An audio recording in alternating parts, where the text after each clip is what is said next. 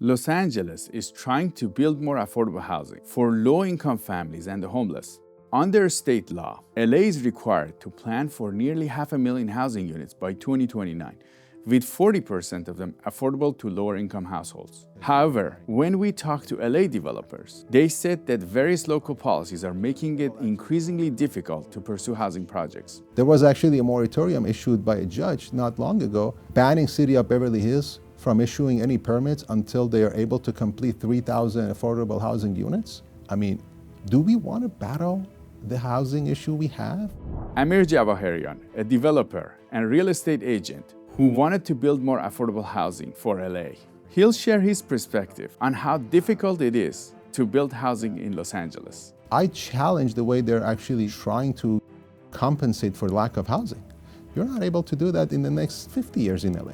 There are other people like me who would actually challenge the city. We are willing to sign a guaranteed contract, and I will deliver 10,000 units in 5 years. It's not that difficult, trust me. I'm Siyamak. Welcome to California Insider. Amir, it's great to have you on. Welcome. Thank you for inviting me. You're a developer and real estate agent from LA. And there's a lot of things happening in LA. There's a lot of laws, regulations, Measure ULA that has passed that we've covered on the show. We want to hear what's going on the ground for you guys. Can you tell us what's happening? Of course. I would like to actually start by talking about the Measure ULA, or as they call it, the mansion tax. This is a transfer tax that applies to all kind of real estate, not only mansions, meaning if you're selling a parking lot and it's over $5 million, you have to pay this tax. It was advertised under a mansion tax on ultra luxury. But this transfer tax include any real estate over 5 million to pay 4% and over 10 million to pay over 5.5% transfer tax. And it doesn't matter if you bought it at a higher price or lower price. Like, it doesn't matter if you made money, right? Not at all. Not at all. As a matter of fact, that is actually a great point that you bring up. We have scenarios that people bought homes, and this was right before the Measure ULA. And for multiple reasons, they need to sell their property today. And they have to pay this tax from the total sale of the property, regardless if they're losing money or if they have gained money. We also heard affordable housing got impacted too.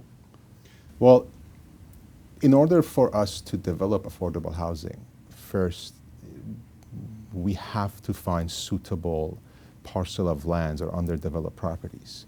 And in order to make an impact, you have to buy a large enough opportunity or assembly to be able to build affordable homes.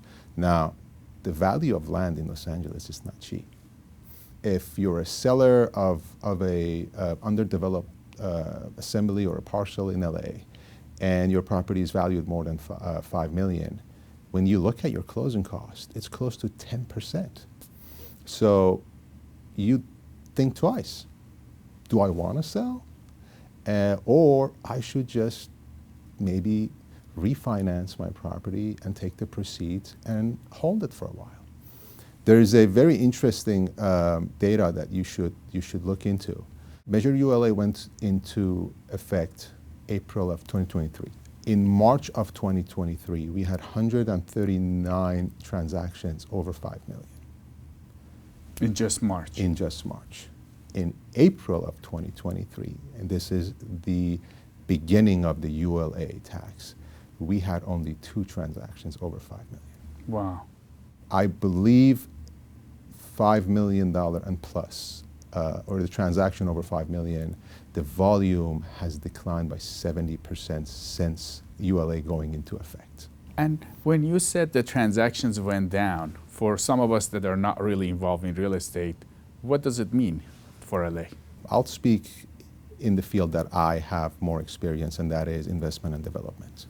In order for any investor or any developer to put their capital at risk, we need to make sure that their property or the project is feasible. The rule of thumb was you have to be able to show a 3 times resale value on your purchase. So if I'm buying a land for $1 million, I need to be able to resell this for $3 million. Now, when you take the ULA into consideration, although on paper it says 4 and 5.5% from sale, this 4 to 5.5% from the total sale sums up to over between 30 and 40% of potential margins.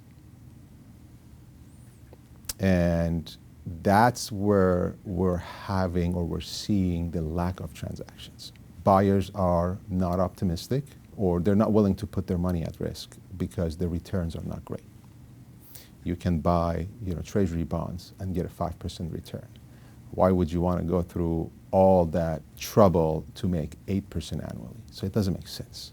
What's happening is we are undercutting the opportunity of development and consequently affecting a significant portion of our community, starting from professional consultants, architects, engineers, land use consultants, all the way to skilled labor. Is there any other impacts besides the layoffs?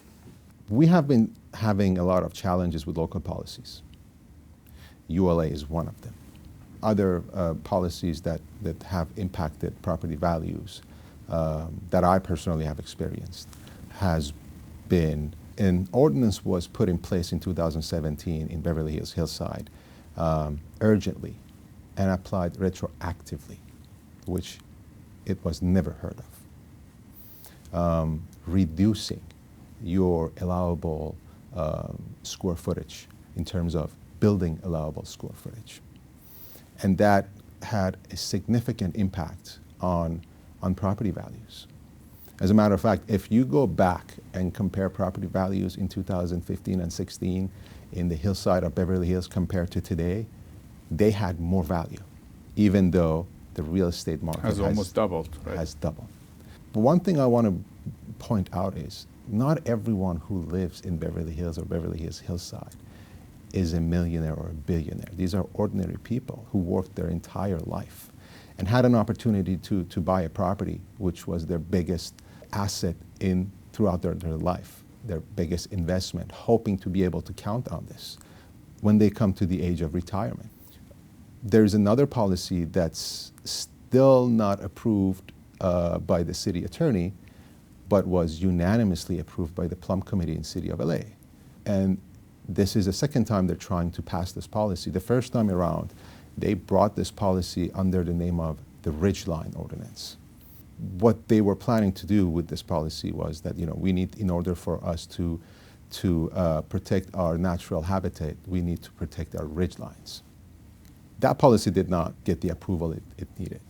What happened, they actually repackaged the same policy and introduced it as a wildlife ordinance this time around in order to protect our mountain lions and our bobcats. They want to limit the allowable square footage regardless of your land area to 6,000 square feet. So if you have a 5-acre parcel, you can only build 6,000.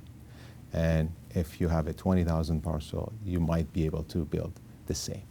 Now, I love animals. I have a dog that we've adopted from shelter when my son was 6 years old, Mr. DJ, and we love him dearly.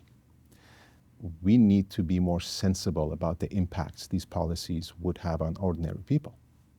When they passed the Measure ULA, the tax is supposed to go to the homeless.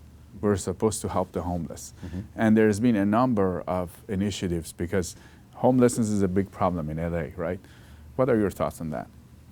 I think the unhoused or the homeless, it's an epidemic that we have. Unless we get real with the problem on hand, we're not able to resolve it. No matter how much money we collect, we cannot tax our way to resolving a problem that we do not have a solution for. We've done Measure HHH. Do you know much about this? Yes. Measure HHH is supposed to actually create 10,000 housing units in 10 years with a $1.2 billion bond issuance. Now, we are in 2024. And I believe Measure HHH went into impact in 2016 or 15, if I'm not wrong. The claim is that we've added 7,000 affordable housing units. But the truth is, they might have delivered only 1,200. Wow. And the remaining ballast is to be completed soon or under development.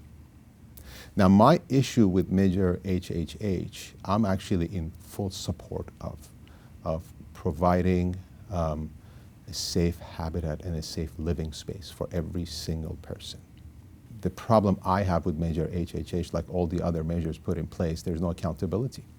The initial estimate for the cost of each unit was $350,000. And after 9 years, they are claiming that the average cost for each unit is $600,000. Amir, you're a developer. You know, to us, we don't really, to me, when you listen to this, it's 600,000 sounds like a lot if it's especially a one-bedroom apartment, studio. But is this a lot, or is that normal right now? You can argue actually this case from 2 points of view. I am developing Section 8 housing in North Hollywood myself because I do believe that this is an essential issue that we have on hand and it needs to be addressed. The average cost per unit, which can range between 400 to 650 square feet, is between $250,000 and $300,000. Wow. This is the actual cost. Now, I'm not surprised why, under the Measure HHH, the cost of each unit is $600,000, because there are limitations and barriers in place to reduce the cost of construction. When I moved into Section 8 development, I was hopeful to be able to use HUD funding under the Measure HHH to finance my project. However, after 4.5 months, I was informed that I do not qualify for 2 reasons. The first thing is I've never done a Section 8 housing. Well, the point of people like me entering into Section 8 housing is to be able to provide more affordable units and hopefully overcome this issue. The second requirement is that even if you overcome the first hurdle, you have to hire companies who pay prevailing wages. Now, I understand that when it comes to public works. By doing so, you will increase your cost of construction, the cost of labor, up to 100%. Now, I'm not advocating for underpaying anyone, but there are ways that you can reduce the cost of construction. We are hiring well-qualified contractors and subcontractors, and our cost of construction is significantly lower. Then using the prevailing wages, Yes. That's the union wages? How does that work? It is union wages. Usually companies who are in that field are specialized in infrastructure projects. They do enter housing, but it has to be significant in order for them to adopt such projects. Now, I'm sure you're aware of one of the recent affordable housing projects in Santa Monica. They call it the Arroyo. The average cost of each unit in Arroyo, between 400 to 700 square feet per unit, it's $1 million. Wow. Yeah, we had somebody on the show that explained this to us, but 400 to 700 square feet. 2 things come in mind here. First of all, if the cost of affordable housing per unit for 400 square feet on average is $1 million, is $5 million a $5 million home really a luxury home in that case? The second question that comes to mind is, there are studies that show we need 500,000 affordable housing units in order to stabilize our housing issue. In LA? In LA. 500,000. 500,000. At $600,000 to $1 million per unit, what is that number? How much money do we need? Folks, you've probably been hearing me talk about Vyrify for a while now. Vyrify has been getting a ton of phone calls from you, and I thank you for supporting an investment that actually helps people. A lot of people are talking about this investment, and I like to review the basics with you. First off, yes, it's true. You can earn up to 10.25% fixed rate of return that's not correlated to the stock market or to the Fed. You can turn your income on or off, compound it, whatever you choose, and there are absolutely no fees. There are no restrictions on your principal if you ever need your money back, and you'll get your monthly statement with no surprises. If you are not sure if you can trust this economy, this secure collateralized portfolio may be a very good option for you. Just go to investyrefi.com. That's invest, the letter Y, then refi.com. Folks, I take my endorsements very seriously. If you're looking for a solid investment that helps people, contact my friends at YRefi and then tell them Siyamak Khorrami sent you. Now let's go back to the interview. Amir, you have been developing and you have been getting investors and developing projects, the whole process of development. How are you impacted? My first attempt of developing was 2 luxury homes in city of Beverly Hills. Obviously, I think anyone who dreams as a kid, that one day I want to become a developer or building a structure that's going to outlast me and leave a legacy behind. Beverly Hills would be one of the cities that you definitely want to be able to put your mark on. I was able to create a syndication. It consisted of 4 partners. And we were able to secure 2 beautiful opportunities in Beverly Hills, extremely optimistic. And one of the reasons we decided to be in city of Beverly Hills because it's one of the safest places that you can probably put your money in. Let's just put it that way. We were impacted actually by the emergency ordinance that was put in place in 2017 by Beverly Hills City in the hillside. In order for us to battle that ordinance just to get back what was initially granted to us, we had our permits. But because they were planning actually to implement it retroactively, we had to hire actually attorneys, land use consultants, and pay hundreds of thousands of dollars to be able just to reclaim what was originally given to us. So you had the permits, but then the law passed, and then they said, even though you have the permit, yes, the permits are canceled. Yes, they implemented the law retroactively. They impacted actually a significant number of people.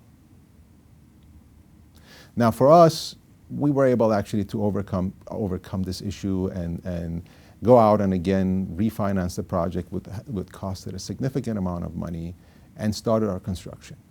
Again, back on track, extremely excited, very happy, until one day I got a notice from the city again that, in one of our drive-bys, we've noticed your properties and we are in the opinion of you have actually exceeded your allowable grading. I wasn't worried about it. I said, okay, we have all the documents, we can just provide them with all the information and we're going to be back at it again in a week. It took us 11 months just to prove to them that we didn't do anything wrong. Unfortunately, we lost those projects. We had to go and stop the projects and go through a hardship. So that was the first impact I had. It never made sense to me. The first time I heard about the emergency retroactive policy, I said, that's not happening. This doesn't make sense. We're in Beverly Hills. But it happened. The second time where we got the stop work order, I said, well, we have all the documents. We didn't do anything wrong. This is Beverly Hills. Again, we were impacted. It had a significant financial impact on me and my partners. So when you said you lost the project, you lost all the investments? Everything. So we had to go, myself, back to square one. Now, I always had a thing for development. I mean, it doesn't matter what, I'll come back. I mean, now, after that development, I promised myself, I said, you know what, you better stick to the sale of real estate. Let's just not get into developments anymore. But it didn't take long, and there was a reason why. As a father, I understand the importance of having a safe space for your family. And everything starts, in my opinion, with housing. You can sleep hungry at night, but you can't grow or have a healthy family or grow a family if you do not have a secure living space. I'm okay if I'm not, if I don't have enough to eat, but I know my kids are safe and secure. That was actually one of the reasons I started going from building an extremely luxury home to the exact opposite, which was the Section 8 affordable housing.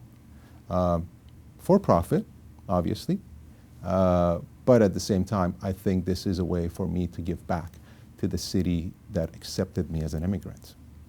We did have actually challenges even in order to secure our Section 8 permits.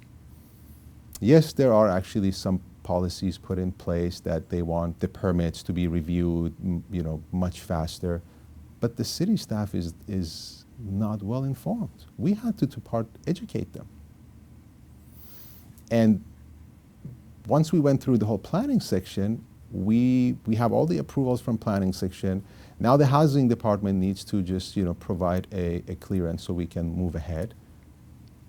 They have 60 days to respond to your requests. We had to actually send a series of emails after day 90 and force them into responding to us, which they're all surprises to me. I mean, do we want to battle the housing issue we have? Do we know how much do we need in order to battle or to build 500,000 housing units? If it's $600 to $1 million, what is that number?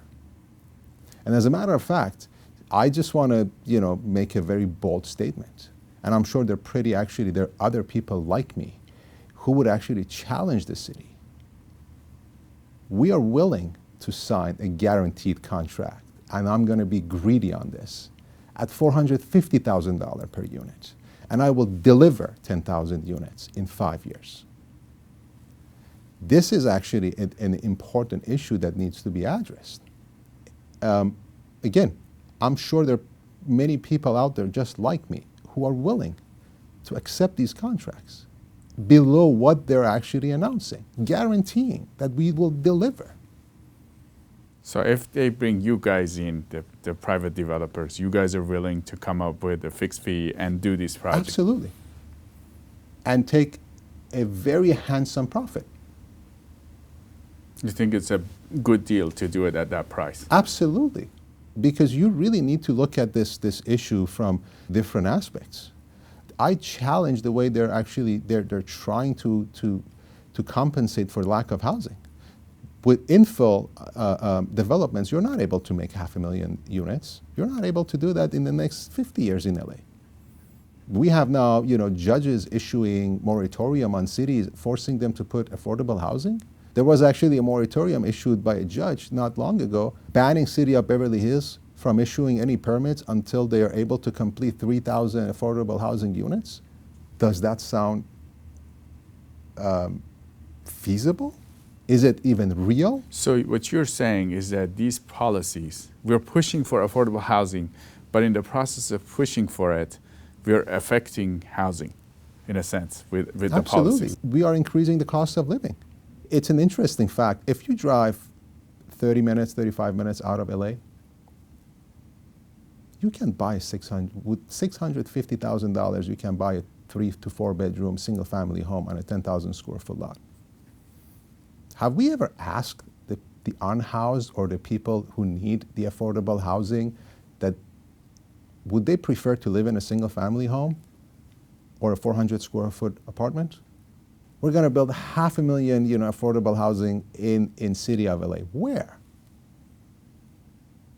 And let's say we were able to accomplish 20% of that. How are we going to manage our traffic? Are we concerned about environmental? Okay, what about the impact on adding that much density to a city that does not have the infrastructure to support? Look, we only have 2 major highways. 101 and 405, it's a parking lot. 9 hours throughout the day. How are we going to add more to this? I mean, I think these are very simple questions that I think people need to start asking. If you want to provide a better life experience why don't we start thinking about creating, suburban communities? That's going to cost less. And it's much easier to develop because you don't have limitations. I have to go find 6,000, 7,000 square foot lots, a bunch of them, and assemble them in order to make maybe 80 affordable housing units. That's going to take me 5 years. I can build actually 2,000 homes in 5 years. 2,000 homes? Yeah. Listen, it's not that difficult, trust me. I can tell you, as a household, as a father, as a husband, and I'm pretty sure my wife would agree with me, we would take that single family home over the 400 square foot apartment any day of the week. As a matter of fact, that's why I actually settled in Calabasas 10 years ago, and where my office was in Beverly Hills. So I've been commuting for about 11 years from Calabasas to Beverly Hills. I did it because I know my family would have a better lifestyle, a better experience. So I think we're making decisions on behalf of other people without really understanding their needs. So Amir, if the leaders of LA came to you tomorrow and said, you help us solve this problem, what would you do? I think we need to look at our city as a whole and give everyone the same right. The homeowners and the unhoused. As a homeowner, you deserve to be safe and secure in your house. As an unhoused person, you need to get help. By just taking them and putting them in a small apartment, we're not getting rid of the problem. Now, Amir, you're pretty vocal about this. I wonder why.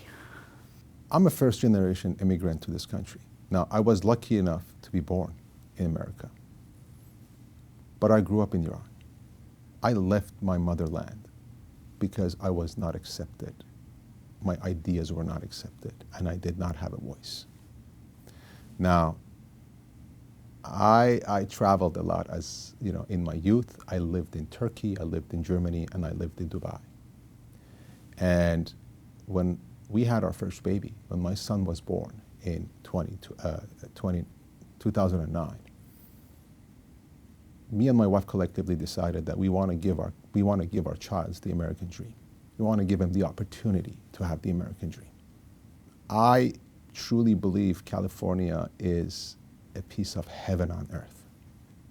You cannot find another state like California anywhere in this world. From the climate, from the sceneries that it provides, and the mix of different cultures that's so accepting. I have never felt home anywhere else as much as I have from day one, when I moved to Los Angeles. Amir, do you have any other thoughts for our audience? I think as a nation, we are becoming a lazy nation in terms of taking in the news. We just read the title. I think we should take it upon ourselves to respect each other and keep our leaders accountable. And again, be involved, have honest conversations, have honest communications, put our differences aside. At the end of the day, no matter what we believe in, we all would want to have a prosperous future. I think we need to start from there. And again, hopefully, once we understand each other's need and truly look into the problem and the issues created the problem, we're able to find a solution for it. I'm sure there are many other people, in California or in LA who would take this upon themselves and tackle this issue and overcome it, giving our families, our new generation, an opportunity to grow in a safe environment. These are not ambitious goals. This is just what's expected, I believe. Amir Jawaherian, developer and real estate agent from LA. It was great to have you on California Insider. My pleasure. Thank you so much. Thank you for having me.